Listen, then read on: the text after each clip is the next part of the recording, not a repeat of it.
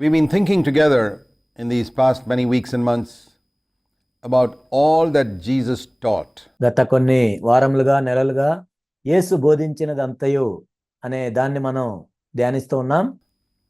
Based on the last verse of the Gospel of Matthew, go into all nations and teach them to do every single thing that I commanded, which I often call the most neglected part of the Great Commission. మత్తయి సువార్తలోని చివరి వచనాన్ని ఆధారం చేసుకొని యేసుక్రీస్తు ప్రభువారు ఏ సంగతులను అయితే ఆజ్ఞాపించారో వాటన్నిటిని గైకొనవలనని ఇతరులకు బోధించవలను అనేది ప్రభు అప్పగించిన గొప్ప పని. నేను తరచుగా చెప్పేది ఏంటంటే ఇది చాలా నిర్లక్ష్యం చేసిన భాగం. To teach Christians every single thing that Jesus taught. This is the burden of our series of studies. యేసుక్రీస్తు ప్రభువారు బోధించిన ప్రతి ఆజ్ఞను కూడా క్రైస్తవులకు బోధించాలి అనేదే ఈ సిరీస్ యొక్క భారమై ఉన్నది. So we reached Matthew chapter 14 and verse 22 now. Immediately after feeding the multitude, మత్తయి సువార్త 14వ అధ్యాయం 22వ వచనానికి మనం వచ్చాం. ఇక్కడ జన సమూహములకు భోజనం పెట్టిన తర్వాత it says, he made his disciples to get into the boat and go ahead of him to the other side while he sent the multitudes away. వెంటనే ఆ జన సమూహములను తాను పంపివేయినంతలో తన శిష్యులు దోణి ఎక్కి తనకంటే ముందుగా అద్దరికి వెళ్ళవలనని ఆయన వారిని బలవంతం చేసెను. And after he had sent the multitudes away, he went up to the mountain by himself to pray. ఆయన జన సమూహములను పంపివేసి ప్రార్థన చేయుటకు ఏకాంతంగా కొండ ఎక్కిపోయెను. This is something that Jesus often did. After he had done some tremendous miracle, యేసుక్రీస్తు ప్రభువారు తరచుగా ఈ విధంగా చేస్తూ ఉండేవాళ్ళు. ఆయన ఎప్పుడైనా ఒక మహా అద్భుతాన్ని చేసినప్పుడు, like healing many sick people or feeding 5,000 with 5 loaves and 2 fish, అనేక మంది రోగులను స్వస్థపరిచిన తర్వాత 5 రొట్టెలు 2 చేపల ద్వారా 5,000 మందికి భోజనం పెట్టిన తర్వాత he would go alone to get alone with the Father. ఆయన ఏకాంతముగా వెళ్ళి తండ్రి దగ్గరికి వెళ్ళేవారు. Do you think Jesus was tempted to be proud? యేసుక్రీస్తు ప్రభువారు కూడా గర్వించటానికి శోధించబడేవారని మీరు అనుకుంటున్నారా? Well, all you got to do is read Hebrews 4:15 and you know the answer. హెబ్రీయులకు రాసిన పత్రిక 4వ అధ్యాయం 15వ వచనం మీరు చదివినట్లయితే దానికి జవాబు మీకు లభిస్తుంది. He was tempted in all things exactly as we are. ఆయన మనవలే అన్ని విషయముల్లోనూ శోధించబడెను. Supposing you had fed 5,000 people with 5 loaves and 2 fish, would you be tempted to be proud? ఒకవేళ 5 రొట్టెలు 2 చేపలతో 5,000 మందిని నువ్వు పోషించినట్లయితే నీవు శోధించబడతావా? If you had healed hundreds of sick people miraculously, would you be tempted to be proud? 100 మంది రోగులను ఎంతో అద్భుతంగా నీవు స్వస్థపరిచినట్లయితే గర్వించటానికి నీవు శోధించబడతావా? You know the answer. మీకు జవాబు తెలుసు. We would be. మనం శోధించబడతాం. Jesus was tempted, but he never became proud for a single moment. యేసుక్రీస్తు ప్రభువారు కూడా శోధించబడ్డారు. అయినా కానీ ఒక్క క్షణం కూడా ఆయన గర్వించలేదు. But it was not automatic. Holiness was not handed over to Jesus on a platter. కానీ ఇది ఆటోమేటిక్గా జరిగేది కాదు. పరిశుద్ధత అనేది ఒక పళ్ళెంలో పెట్టి యేసుక్రీస్తు ప్రభుకి ఏమీ ఇవ్వబడలేదు.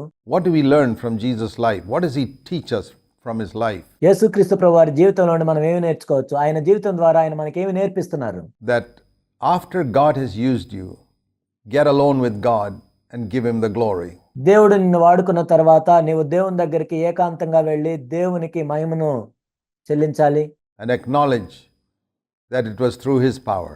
ఆయన శక్తి ద్వారానే అలా జరిగిందని ఆయనకు చెప్పాలి. That it was done. Remember, Christ lived on earth as a man. యేసుక్రీస్తు ప్రభువారు ఈ భూమి మీద ఒక మానవునిగా జీవించారు. That's why he could say to us, follow me. If he lived on earth as God, he would never need to pray.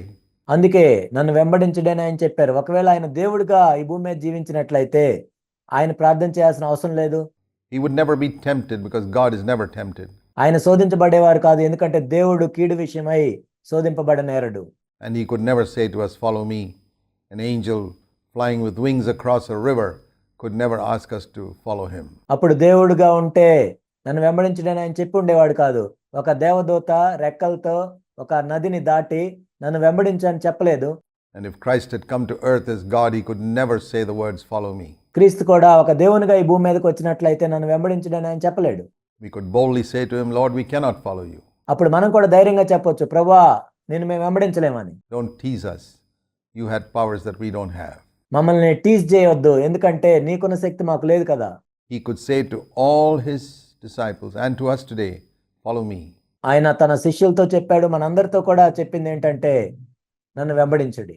In his life, we don't have the same ministry he has. For that matter, you and I don't have the same ministry, even on earth.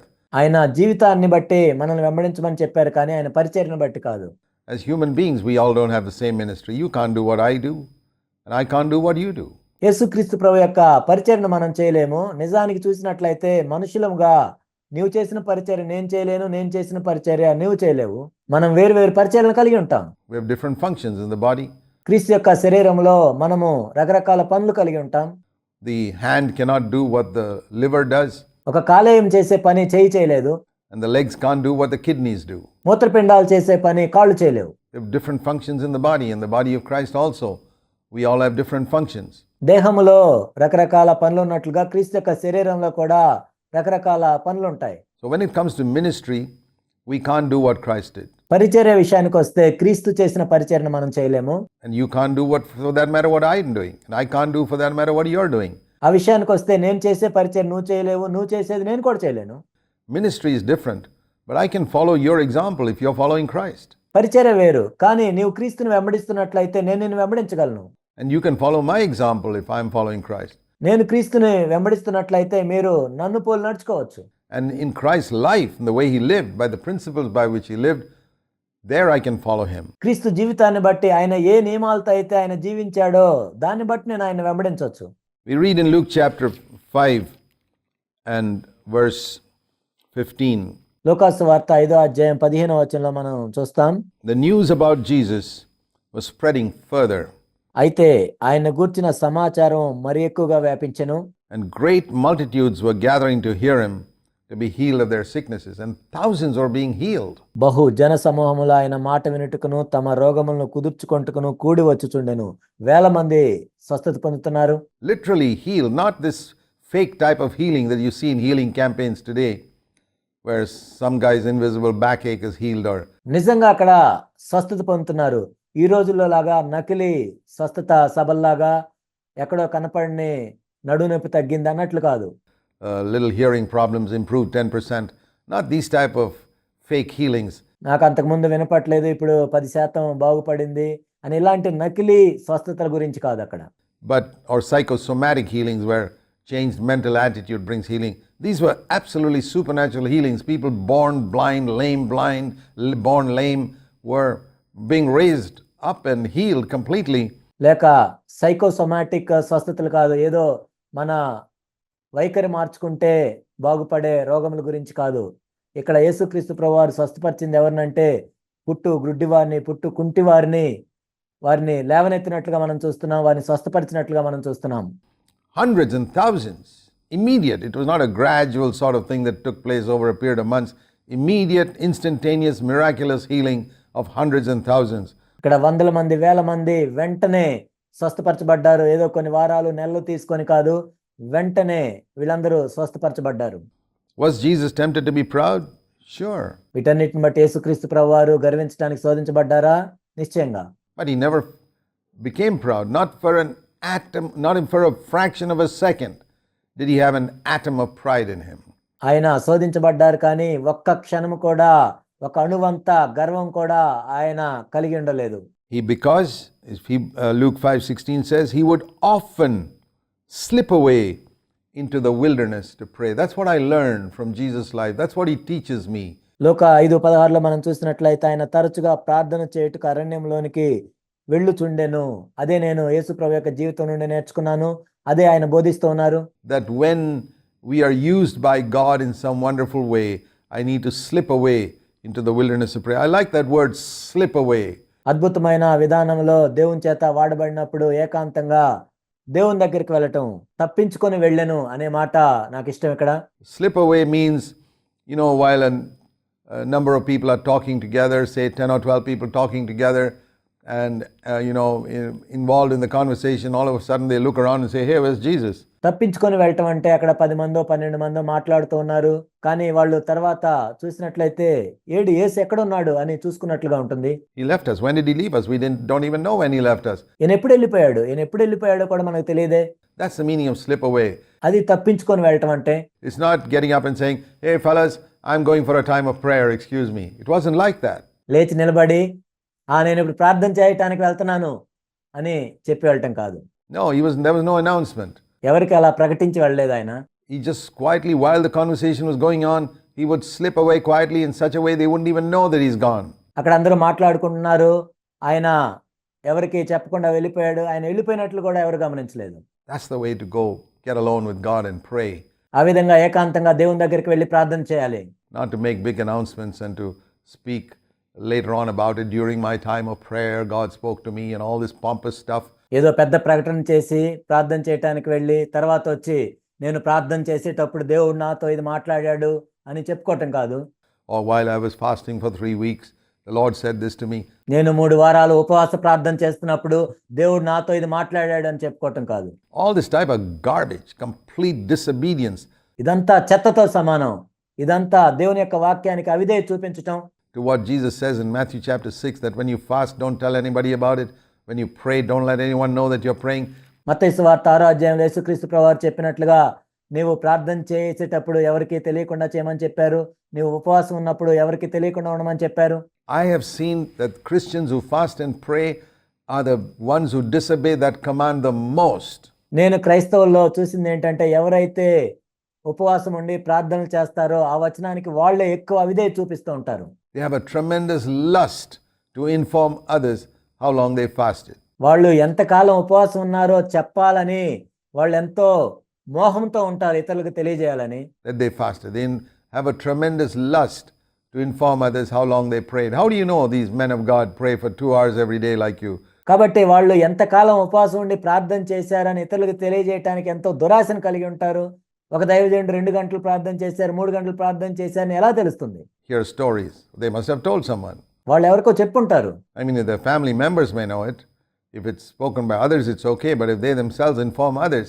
వాళ్ళ కుటుంబ సభ్యులకి తెలుస్తుంది.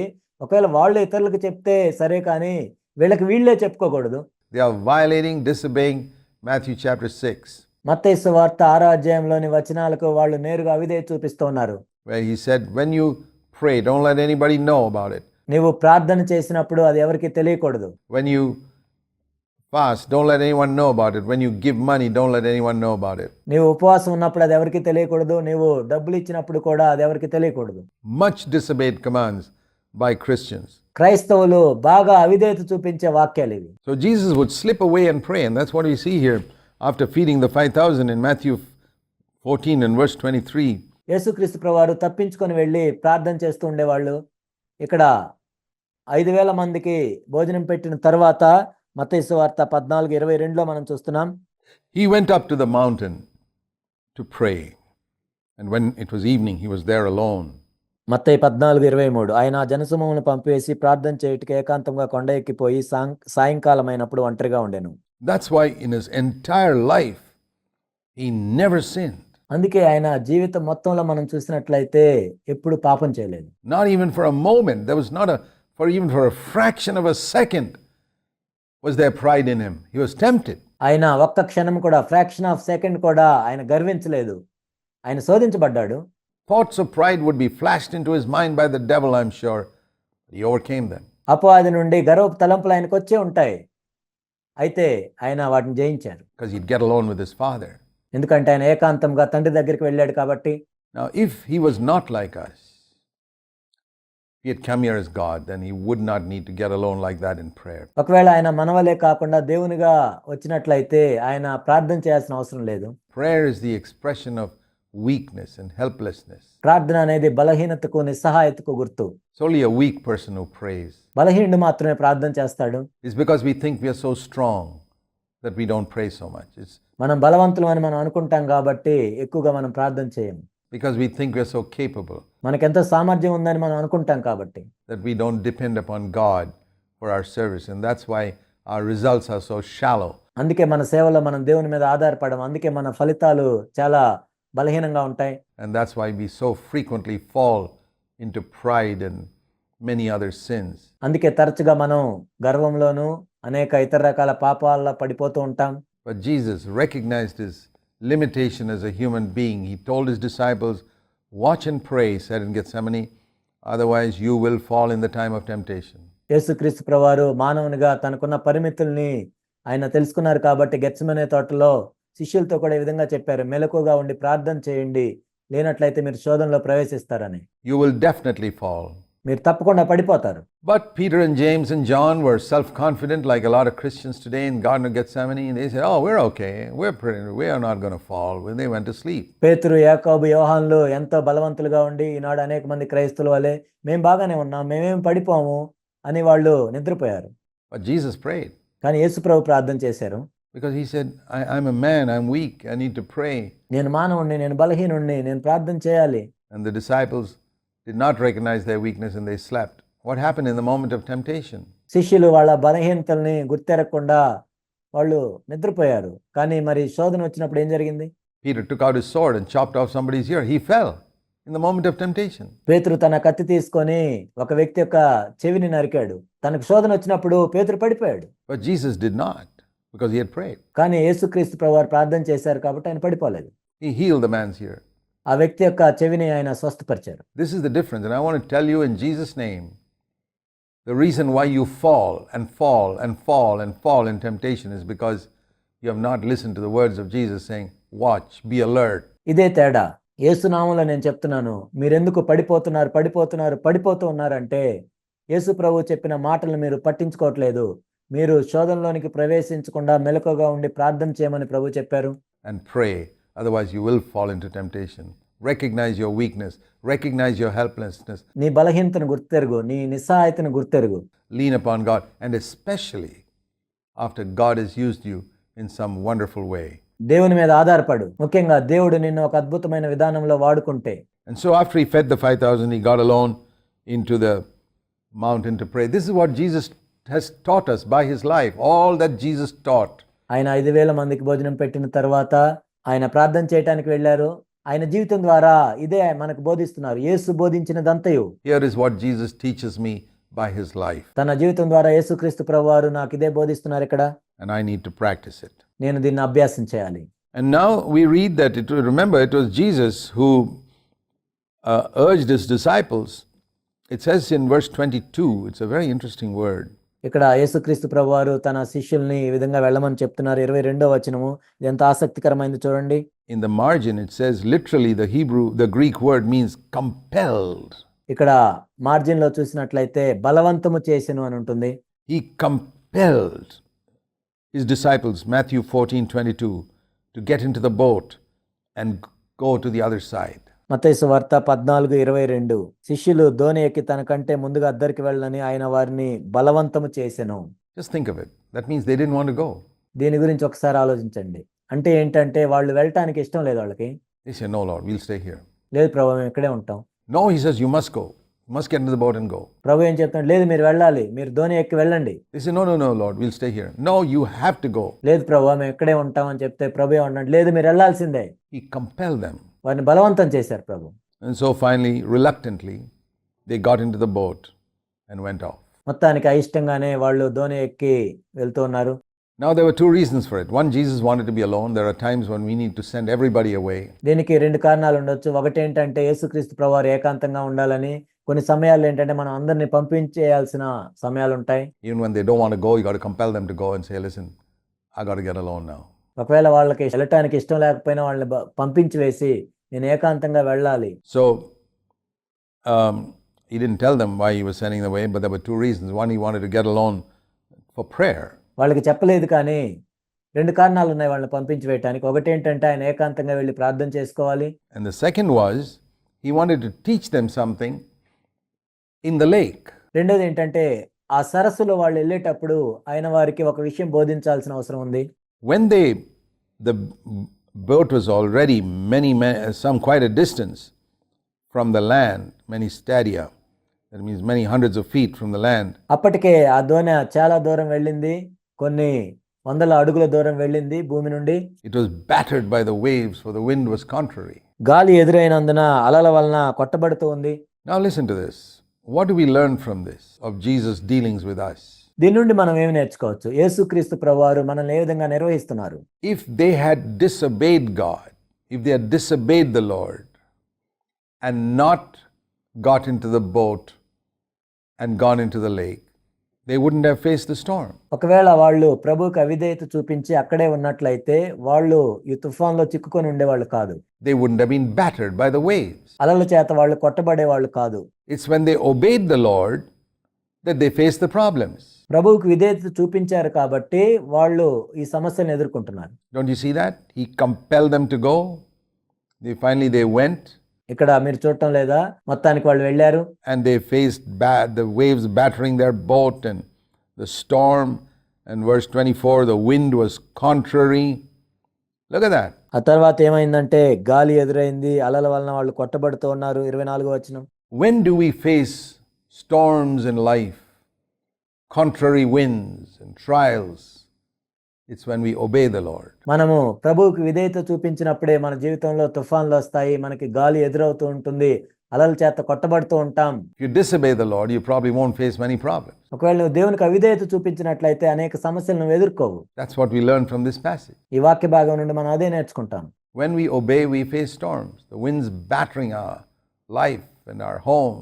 మనం విధేయత చూపించినప్పుడే అలల చేత మనం కొట్టబడతాం. మన జీవితంలో, మన కుటుంబంలో. Disobedient people usually have a comfortable life. అవిధేయత చూపించే వాళ్ళు సామాన్యంగా మనం చూసినట్లయితే వాళ్ళు ఎంతో సౌఖ్యంగా ఉంటారు. At least temporarily. In the long run, they reap what they sow and find judgment and sorrows and problems. కానీ భవిష్యత్తులో చూసినట్లయితే వాళ్ళు ఏదైతే విత్తారో దాన్నే కోస్తారు. వాళ్ళు తీర్పు తీర్చబడతారు, దుఃఖంలో ఉంటారు. But I'm talking about earthly problems are faced more by wholehearted disciples. కానీ నేను చెప్పేది ఏంటంటే ఈ భూ సంబంధమైన విషయాల్లో పూర్ణ హృదయంతో ప్రభువుని వెంబడిస్తున్న శిష్యులు ఎక్కువ సమస్యలను ఎదుర్కొంటారు than by half-hearted ones. అర్ధ హృదయంతో వెంబడించే వాళ్ళ కంటే. Half-hearted ones tell lies, compromise, do wrong things and have a pretty easy way through life. అర్ధ హృదయంతో వెంబడించే వాళ్ళు అబద్ధాలు చెప్తుంటారు, రాజీ పడుతుంటారు, కాబట్టి సులభమైన జీవితాన్ని కలిగి ఉంటారు. It's the wholehearted radical ones who face storms, battering waves and many trials in their life. పూర్ణ హృదయంతో ప్రభువుని వెంబడిస్తున్న వాళ్ళే తుఫాన్లను ఎదుర్కొంటారు, అలలను ఎదుర్కొంటారు, వాళ్ళ జీవితాలు అనేక సమస్యలను ఎదుర్కొంటారు. But they are the fortunate ones because they are the ones who experience the Lord stilling the storm. కానీ వాళ్ళే అదృష్టవంతులు, ఎందుకంటే యేసుక్రీస్తు ప్రభువారు తుఫాన్ని నిమ్మళపరచడం వాళ్ళే చూస్తారు. And quieting the waves. They are the ones who experience that. అలల్ని నిమ్మళపరచడం వాళ్ళే అనుభవిస్తారు. The Lord stilling everything and solving the problem. యేసుక్రీస్తు ప్రభువారు తుఫాన్ని నిమ్మళపరచటము, ప్రతి సమస్యను పరిష్కరించటము వాళ్ళే చూస్తారు. Now let me ask you, would you rather go through life without problems? There's a lot of Christians who like. నేను మిమ్మల్ని ఒక ప్రశ్న అడుగుతాను.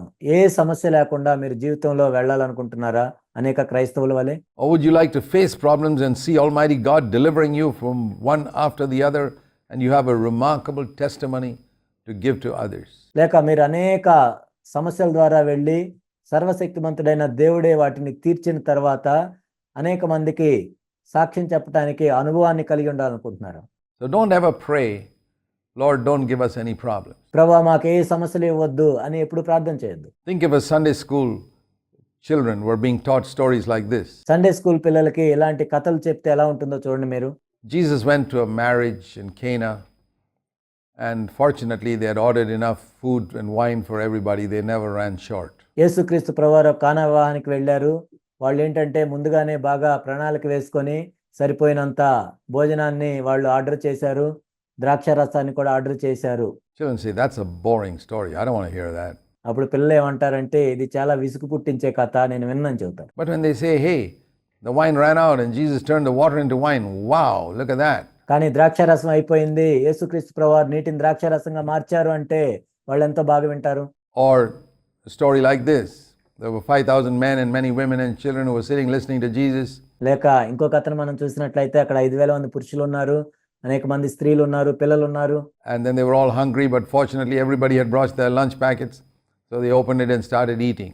వాళ్ళందరూ ఆకలి కొని ఉన్నారు, అయితే ఎవరి బాక్స్లో వాళ్ళు తెచ్చుకున్నారు కాబట్టి అందరూ తిన్నారు అని ఉంటే That's boring. అది ఎంతో విసుగు పుట్టిస్తుంది. But that Jesus took 5 loaves and 2 fish from one little boy and fed the 5,000, That's the interesting story. ఒక చిన్నవాని దగ్గర నుండి యేసుక్రీస్తు ప్రభువారు 5 రొట్టెలు 2 చేపలు తీసుకొని 5,000 మందికి అక్కడ భోజనం పెట్టారంటే అదెంత ఆసక్తికరంగా ఉంటుంది. So it's when we face shortage, trials, difficulties, కాబట్టి మనకు కొదువు ఉన్నప్పుడే, మనం శ్రమల్లో ఉన్నప్పుడే, మనం కష్టాల్లో ఉన్నప్పుడే, limitations, that's the time we can experience the mighty power of God. మనం పరిమితులతో ఉన్నప్పుడే దేవుని యొక్క సర్వశక్తిని మనం చూస్తాం. That's what Jesus teaches me through these experiences in the Gospels that are written down for our instruction. సువార్తల్లో మనకు బుద్ధి కలుగుటకై రాసిన వీటిని బట్టి యేసుక్రీస్తు ప్రభు యొక్క జీవితం నుండి మనం ఇదే నేర్చుకోవచ్చు.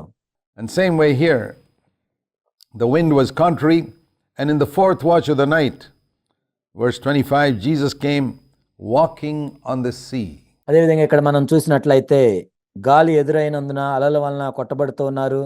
25వ వచనంలో రాత్రి 4వ జామున ఆయన సముద్రం మీద నడుచుచు వారి యొద్దకు వచ్చెను. Every miracle is a parable also. ప్రతి అద్భుతం కూడా ఒక ఉపమానము. We saw a list of parables in Matthew 13.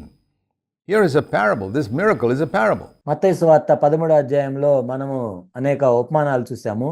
ఇక్కడ ఈ అద్భుతం కూడా ఒక ఉపమానమే. Because no human being can walk on the sea. That's impossible. ఎందుకంటే ఏ మానవుడు కూడా సముద్రం మీద నడవలేడు, అది అసాధ్యం. The law of gravity pulls everybody down. They'll drown in the sea. I mean, look at the millions of people who have drowned in the sea. గురుత్వాకర్షణ శక్తి అనేది ఎవరినైనా క్రిందకు లాగి వేస్తుంది. చూడండి ఎన్ని లక్షల మంది సముద్రంలో మునిగిపోయి చనిపోయి ఉంటారు. Just because gravity pulls them down. ఎందుకంటే ఆ గురుత్వాకర్షణ శక్తి అనేది వాళ్ళని క్రిందకు లాగివేస్తుంది. It's not like land. Nobody drowns on land. అది నేల వంటిది కాదు. ఎందుకంటే గురుత్వాకర్షణ శక్తి అనేది ఎవరిని నేల మీద నుండి క్రిందకు లాగివేయదు. But in the sea, millions of people have died through the years, pulled down by gravity. కానీ సముద్రంలో అయితే కొన్ని లక్షల మంది గురుత్వాకర్షణ శక్తి ద్వారా క్రిందకు లాగబడి మునిగి చనిపోయారు. And when Jesus walked on the water, he was saying, I can overcome the law of gravity. యేసుక్రీస్తు ప్రభువారు ఆ సముద్రం మీద నడుస్తున్నప్పుడు గురుత్వాకర్షణ శక్తిని నేను జయించాను అని చెప్తున్నారు. Law of gravity is still operating. It's not cancelled out in that area. ఆ ప్రదేశంలో గురుత్వాకర్షణ శక్తి ఇంకా ఉంది, అదేమీ క్యాన్సిల్ చేయలేదు. But Jesus could overcome that by the power of God. కానీ యేసుక్రీస్తు ప్రభువారు దేవుని శక్తిని బట్టి దాన్ని జయించగలిగారు. And the picture there is, the parable there is, the law of gravity is like the law of sin. ఇక్కడ ఉపమాన భావం ఏంటంటే అక్కడ గురుత్వాకర్షణ శక్తి అనేది పాపంతో సమానం, which pulls us down all the time. Paul speaks about a law of sin and spiritual death. ఆ పాపం అనేది మనల్ని ఎప్పుడూ కూడా క్రిందకు లాగివేస్తూ ఉంటుంది. పౌలు చెప్పినట్లుగా పాపం యొక్క శక్తి, ఆ పాప నియమం గురించి ఆయన చెప్పారు. In Romans 7, a law of sin and spiritual death. రోమా 7లో ఆయన చెప్పారు పాపము యొక్క నియమము, పాప మరణముల యొక్క నియమము. That's operating in every part of the world, and it's always pulling us down like the law of gravity. ఈ లోకంలో ఆ పాప నియమం అనేది ప్రతి చోట పనిచేస్తూ ఉంటుంది. గురుత్వాకర్షణ శక్తి వల్ల అది ఎప్పుడు కూడా క్రిందకు లాగివేస్తూ ఉంటుంది. Every single moment, 24 hours a day, 7 days a week. రోజుకి 24 గంటలు, వారానికి 7 రోజులు, ప్రతి నిమిషము కూడా అది పనిచేస్తూనే ఉంటుంది. The law of gravity operates upon us, and the law of sin and death operates upon us. గురుత్వాకర్షణ శక్తి మన మీద పనిచేస్తుంది, పాప మరణముల నియమము కూడా మన మీద పనిచేస్తూ ఉంటుంది. Upon every human being, Christians included, all the time. ప్రతి మానవుని మీద అది పనిచేస్తుంది, క్రైస్తవుల మీద పనిచేస్తుంది, ఎల్లప్పుడూ కూడా పనిచేస్తుంది. But when Jesus was walking on the water, he was saying, I can overcome that by the power of God. కానీ యేసుక్రీస్తు ప్రభువారు నీటి మీద నడుస్తున్నప్పుడు దేవుని యొక్క శక్తిని బట్టి గురుత్వాకర్షణ శక్తి నేను జయించాను అని చెప్తున్నారు. He never sinned. ఆయన ఎప్పుడు పాపం చేయలేదు. The law of gravity pulled him down, the law of sin and death pulled him down, but he never sinned. He walked over it. గురుత్వాకర్షణ శక్తి ఆయన క్రిందికి లాగివేస్తుంది, పాప మరణముల నియమం ఆయన క్రిందికి లాగివేస్తుంది, కానీ ఆయన ఎప్పుడు మునిగిపోలేదు. ఆయన దాన్ని జయించి దాని మీద నడుస్తున్నారు.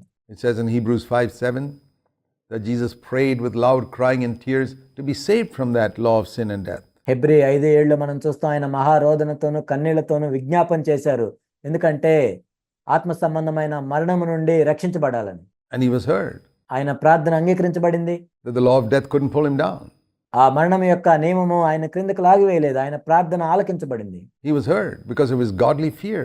ఆయన దేవుని యందు భయభక్తులు కలిగి ఉన్నందున And he overcame the law of sin and death. పాప మరణముల నియమాన్ని ఆయన జయించారు. Constantly, all the time, every single moment, and never sinned. ఆయన నిరంతరము ఎల్లప్పుడూ ప్రతి క్షణము కూడా ఎప్పుడు కూడా ఆయన పాపం చేయలేదు. And Hebrews 4:15 says that. Hebrew 4:15 కూడా అదే చెప్తుంది. Hebrews 4:16 says, therefore, let us go to the throne of grace and ask God for the same grace. That's the point. అందుకే హెబ్రీ 4:16లో ఏం చెప్పబడిందంటే మనము కూడా సమయోచితమైన కృప కోసం ఆయన కృపా సింహాసనం దగ్గరికి వెళ్దాం. I mean, it's not that there we look at Jesus as someone whom we admire. That would be one thing. యేసుక్రీస్తు ప్రభువారిని ఎప్పుడు కూడా ఏదో పూజించినట్లుగా మనం ఆ విధంగా చూడటానికి మాత్రమే కాదు, అది ఒక అంశం మాత్రమే. But Jesus never said, admire me, admire me, admire me. Never. He always said, follow me, follow me, follow me. కానీ యేసుక్రీస్తు ప్రభువారు ఎప్పుడు కూడా నన్ను అభినందించండి అభినందించండి అభినందించండి అని చెప్పలేదు. కానీ ఆయన ఎప్పుడు కూడా చెప్పింది ఏంటంటే నన్ను వెంబడించండి వెంబడించండి వెంబడించండి. We're not to set up our lives as objects for others to admire, but objects for others to follow. మన జీవితాలు ఎప్పుడూ కూడా ఇతరులు మనల్ని అభినందించాలని మనం పెట్టుకోకూడదు, కానీ ఇతరులు మనల్ని వెంబడించాలని మనం ఉండాలి. So Jesus never said, admire me. So if you're admiring Jesus, you're not a disciple. యేసు ప్రభు ఎప్పుడు కూడా నన్ను అభినందించండి అని చెప్పలేదు. కేవలం నువ్వు అభినందించేవాడిగా ఉన్నట్లయితే నువ్వు శిష్యుడు కాదు. You follow. When you break bread at the Lord's table, you're not admiring Jesus. You're saying, Lord, I want to go the same way. I want to be broken the way you were broken. నువ్వు ఆయన్ని వెంబడించాలి. నువ్వు రొట్టె విరుస్తున్నప్పుడు కూడా ప్రభా నేను అభినందిస్తున్నానని నువ్వు చెప్పట్లేదు, కానీ ప్రభా నేను వెంబడిస్తున్నాను, నువ్వు వెళ్ళిన మార్గం నేను వెళ్తానని నువ్వు చెప్తున్నావు. నువ్వు విరగొట్టబడినట్లుగా నేను విరగొట్టబడతానని నువ్వు చెప్తున్నావు. I want my life to be poured out. When you drink the cup, you're saying, like you shed your blood, I want my life to be poured out for you. నీవు ఆ పాత్రలోని త్రాగినప్పుడు నువ్వే విధంగా అయితే పానార్పణంగా పోయబడ్డావో నేను కూడా పానార్పణంగా పోయబడటానికి సిద్ధపడతాను అని నువ్వు చెప్తున్నావు. If you're only admiring Jesus, then when the bread comes your way in the Lord's at the time of the Lord's Supper, you must just look at it, admire it, and say, "Wow, what a lovely bread," and pass it on to the next person. నువ్వు కేవలం ప్రభువును అభినందించేవాడిగా మాత్రమే ఉన్నట్లయితే నీ దగ్గరికి రొట్టె వచ్చినప్పుడు ఆ రొట్టెను చూసి ఆహా ఈ రొట్టె ఎంత బాగుంది అని వేరే వాళ్ళకి ఇస్తావు. Without touching it, because you don't want to follow Jesus, you just want to admire him. దాన్ని ముట్టుకోకుండా వేరే వాళ్ళకి ఇస్తావు, ఎందుకంటే నువ్వు ప్రభువును వెంబడించడానికి సిద్ధంగా లేవు, కానీ కేవలం ఆయన అభినందిస్తున్నావు అంతే. Be honest. నువ్వు యథార్థంగా ఉండు. If you're taking part in the bread, then you're saying, "I want to follow." నువ్వు రొట్టెలో పాలు పొందుతున్నావు అంటే నిన్ను వెంబడిస్తున్నానని నువ్వు చెప్తున్నావు. And follow means, hey, I can also overcome, and that's the most important part of this miracle. వెంబడించటం అంటే అయితే నేను కూడా దీన్ని జయించగలను అని నువ్వు చెప్పటం, అదే ఇక్కడ అత్యంత ప్రాముఖ్యమైనది ఈ అద్భుతంలో. Because when the disciples saw him walking on the sea, they were frightened. ఆయన సముద్రం మీద నడుచుట శిష్యులు చూచి భయపడ్డారు. And then say, "Hey, this is a ghost." They cried out for fear. భూతమని చెప్పుకొని భయం చేత కేకలు వేశారు. They had fear of ghosts way back there in the 1st century too. మొదటి శతాబ్దంలో కూడా వాళ్ళకి ఇదే భయం కలిగి ఉన్నారు, భూతమని. And immediately Jesus spoke to them saying, "Take courage. It is I, be not afraid." What a word. వెంటనే యేసు ధైర్యం తెచ్చుకోండి, నేనే, భయపడకూడని చెప్పాను. ఎంత గొప్ప మాట కదా ఇది. Never be discouraged. Because the Lord says, "It's me. I'm here." మీరు అధైర్యపడవద్దు, నేనే, భయపడొద్దు. Don't be afraid. As long as I'm here, you don't have to be afraid. ఇక్కడ నేను ఉన్నంత వరకు మీరు భయపడాల్సిన అవసరం లేదు. And Peter said, bold Peter, "Lord, if this is you, command me to come to you on the water." Now I want to apply this spiritually. పేతురు ఎంతో ధైర్యంగా చెప్తూ ఉన్నాడు, ప్రభువా నీవే అయితే నీళ్ల మీద నడిచి నీ యొద్దకు వచ్చుటకు నాకు సెలవుమ్మని ఆయనతో నేను ఆత్మీయంగా దీన్ని నేను అన్వయించాలనుకుంటున్నాను. Bold Christians look up to Jesus and say, "Lord, if you lived on earth as a man and you had only the resources." ధైర్యవంతులైన క్రైస్తవులు ప్రభు వైపు చూసి ఈ విధంగా చెప్తారు, ప్రభువా నీవు కూడా ఈ భూమి మీద ఒక మానవునిగా జీవించినట్లయితే, కేవలం నాకు ఏ వనరులు అయితే ఉన్నాయో నీవు కూడా అదే వనరులను కలిగి ఉన్నట్లయితే, that other Christians have today, the power of the Holy Spirit. ఇతర క్రైస్తవులకు ఏ వనరులు అయితే ఉన్నాయో పరిశుద్ధాత్మ అనే వరాన్ని మాత్రమే కలిగి ఉన్నట్లయితే, then bid me also to step out and overcome the law of sin and death like you did.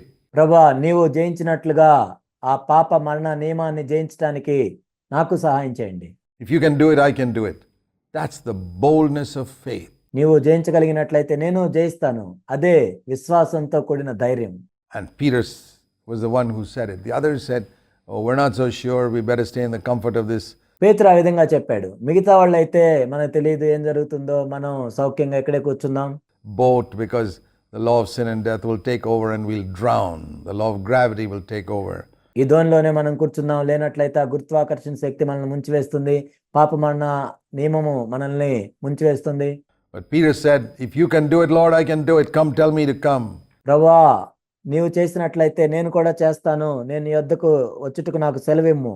And the Lord said, come. అప్పుడు ప్రభు రమ్మని చెప్పారు. I want to say to you, my dear brothers, if you could hear that word, some of you who are defeated by sin, నా ప్రియ సహోదరి సహోదరులారా, మీలో ఎవరైనా పాపంలో ఓడిపోయినట్లయితే, the law of sin and death is pulling you down every single day, and you're falling, getting discouraged and downcast. పాప మరణముల నియమము మిమ్మల్ని లాగివేస్తూ ఉన్నట్లయితే, మీరు ప్రతిరోజు ఓడిపోతూ నిరుత్సాహంలో నిరాశలో మీరున్నట్లయితే, The Lord is saying to you, come. ప్రభు మీతో చెప్తున్నాడు, రమ్ము, Come and overcome వచ్చి జయించు. the law of sin and death by looking at me. నన్ను చూస్తూ పాప మరణముల నియమాన్ని జయించు. Looking at my example, I will give you the same power to overcome. నా మాదిరిని వెంబడించు, అప్పుడు మీరు జయించటానికి నేను కృపనిస్తాను. And Peter stepped out. I don't know how many others in the boat called him a heretic. పేతురు అప్పుడు నడవటం ప్రారంభించాడు. బహుశా ఆ ధోనిలో ఎంతమంది ఉన్నారో మనకు తెలియదు. ఆయన తప్పుడు సిద్ధాంతాన్ని నమ్మాడని అనుండొచ్చు. For trying to believe that he could overcome the law of sin and death. It certainly happens today. ఎందుకంటే పాప మరణముల నియమాన్ని జయిస్తానని వెళ్తున్నాడు అని వాళ్ళు నిందించి ఉండొచ్చు. ఈనాడు కూడా అదే జరుగుతుంది. That if anyone preaches that sin shall not have dominion over you because you're under grace, మీరు కృప కింద ఉన్నారు కాబట్టి పాపం మీ మీద ప్రభుత్వం చేయనేరదు అని ఈనాడు ఎవరైనా చెప్పినట్లయితే, grace is more powerful than the law of sin and death. కృప అనేది పాప మరణముల నియమం కంటే ఎంతో శక్తివంతమైంది. Romans 6:14, they call you a heretic for believing scripture. రోమా 6:14లో ఉన్నట్లుగా లేఖనంలో ఉన్నది చెప్పినా కానీ నీవు తప్పుడు సిద్ధాంతాన్ని బోధిస్తున్నావు అంటారు. That's the tragic state of Christendom today. ఈనాటి క్రైస్తవత్వం అంత విచారకరమైన స్థితిలో ఉంది. Where if somebody preaches, no, we can never overcome sin, we just keep on sinning till our dying day. లేదు, అసలు మనం పాపాన్ని జయించలేము, మనం చనిపోయే వరకు కూడా పాపం చేస్తూనే ఉంటాం అని ఎవరైనా చెప్తే, It's not possible for sin to be overcome. They say, you're a true servant of God. పాపాన్ని జయించడం సాధ్యం కాదని ఎవరైనా చెప్తే, నీవు నిజమైన దేవుని సేవకునివి అని అంటారు. The devil succeeded in turning the truth of God upside down, దేవుని యొక్క సత్యాన్ని తలక్రిందులుగా చేసే విషయంలో అపవాది విజయం సాధించాడు. so that the true servants of God are called heretics, and the heretics are called true servants of God. Can you imagine what a work the devil has done? నిజమైన దైవ సేవకులనేమో తప్పుడు సిద్ధాంతాలు బోధించే వాళ్ళు అంటున్నారు, తప్పుడు సిద్ధాంతాలు బోధించే వారినేమో నిజమైన దైవ సేవకులు అంటున్నారు. అపవాది గొప్ప పని చేశాడో మీరు గమనించారా? And I'm surprised at the thousands of blind and dumb Christians who sit like idiots and believe all this rubbish. వేల మంది క్రైస్తవులు గుడ్డివారిగా ఉండి, తెలివిలేని వాళ్ళుగా ఉండి ఈ తప్పుడు సిద్ధాంతాలన్నీ నమ్ముతూ ఉన్నారు. దాన్ని చూసి నేను ఎంత ఆశ్చర్యపోయాను. Contrary to God's word. ఇది దేవుని యొక్క వాక్యానికి విరోధం. Like those disciples who'd like the comfort of the boat. Thank God for every man like Peter who steps out and says, Lord, if you can overcome the law of sin and death, so can I. వాళ్ళు ఆ ధోనిలో కూర్చొని ఆ విధంగా అనుకుంటున్నారు. కానీ పేతురు వంటి వాళ్ళని బట్టి దేవునికి వందనాలు ప్రభువా, ఇది నువ్వు జయించినట్లయితే నేను కూడా జయిస్తాను. Because you are a man like me and the power of the Holy Spirit worked in you, the same power of the Holy Spirit you've given to me today. ప్రభువా, నీవు కూడా నా వంటి మనుషుడివే, నీలో పనిచేసిన ఆ పరిశుద్ధాత్మ యొక్క శక్తి ఈరోజు నాలో కూడా పనిచేస్తుంది కాబట్టి నేను కూడా ఆ పాప మరణముల నియమాన్ని జయిస్తాను. Unlike in the old covenant where they did not have the power of the Holy Spirit. పాత నిబంధన వారిలో అయితే పరిశుద్ధాత్మ యొక్క శక్తి అనేది ఉండేది కాదు. So Peter steps out, and lo and behold, here's the greater miracle. A greater miracle than Jesus walking on the water is Peter walking on the water. Don't you agree? కాబట్టి పేతురు ఆ దోణి దిగి నీళ్ల మీద నడవటం ప్రారంభించాడు. ఇక్కడ మనం చూసినట్లయితే యేసుక్రీస్తు ప్రభువారు నీళ్ల మీద నడవటం కంటే పేతురు నీళ్ల మీద నడవటం అనేది గొప్ప అద్భుతం. దీంతో మీరు ఏకీభవించరా? For Jesus to walk on the water is not such a great thing. యేసుక్రీస్తు ప్రభువారు నీళ్ల మీద నడవటం గొప్ప సంగతి ఏం కాదు. But for Peter to walk on the water is an amazing thing. కానీ పేతురు నీళ్ల మీద నడవటం అనేది ఎంతో గొప్ప అద్భుతం. For Jesus to overcome sin is not such a great thing. యేసుక్రీస్తు ప్రభువారు పాపాన్ని జయించడం అనేది గొప్ప సంగతి ఏం కాదు. But for you and I to overcome sin, wow. కానీ నీవు నేను పాపాన్ని జయిస్తే అది ఎంత గొప్ప అద్భుతమో కదా. That's really amazing, and that's what the Lord says He'll do for us. It's not without His power, with His power, of course. అది ఎంతో గొప్ప అద్భుతం. కానీ యేసుక్రీస్తు ప్రభువారు అదే చెప్తున్నారు, ఆ విధంగా చేస్తానని. కానీ మన సొంత శక్తితో కాదు, ఆయన శక్తితోనే. And Jesus walked on the water and came to Jesus, and here's where He made a mistake. పేతురు నీళ్ల మీద నడిచి యేసు ప్రభు దగ్గరికి వచ్చారు. అయితే పేతురు ఇక్కడ ఒక తప్పు చేశాడు. As long as we run the race looking unto Jesus, like it says in Hebrews 12, verse 1 and 2, Hebrew 12:1-2లో చెప్పబడినట్లుగా మనం యేసు వైపు చూస్తూ పందెంలో పరిగెడుతూ ఉన్నంత కాలం we will endure till the end, మనం అంతం వరకు సహిస్తాం, without failing, without sinking. But the moment we turn our eyes away మనం ఓడిపోకుండా మునిగిపోకుండా. కానీ ఎప్పుడైతే మన కనుదృష్టి ప్రభు వైపు నుండి తిప్పివేస్తామో, from the Lord, like Peter, he turned and began to look at the wind and the waves. పేతురు వలె ఎప్పుడైతే మనం తిప్పివేస్తామో, ఇక్కడ పేతురు ఏం చేస్తున్నాడంటే గాలిని చూచి భయపడి మునిగిపోసాగెను.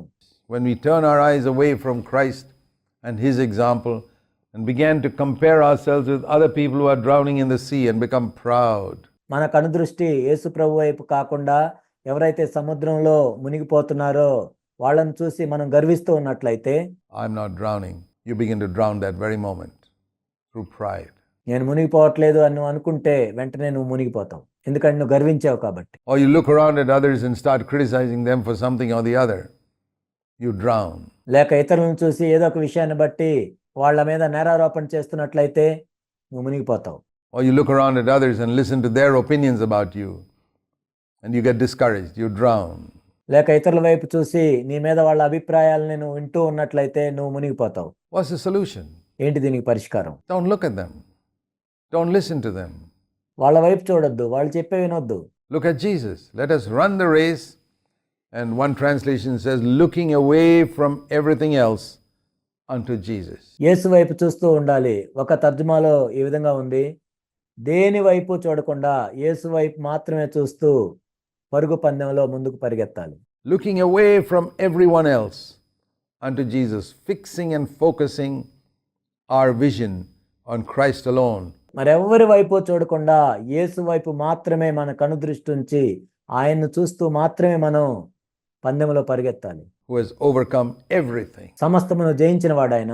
He's overcome sin, the world, the devil. ఆయన పాపాన్ని జయించాడు, లోకాన్ని జయించాడు, సాతాన్ని జయించాడు. Everything, the flesh and the world and the devil has all been overcome. ఆయన శరీరాన్ని, లోకాన్ని, సైతాన్ని అన్నిటిని జయించాడు. And he says to us, follow me. ఆ తర్వాత ఆయన మనతో ఏం చెప్తున్నారంటే, నన్ను వెంబడించుడి.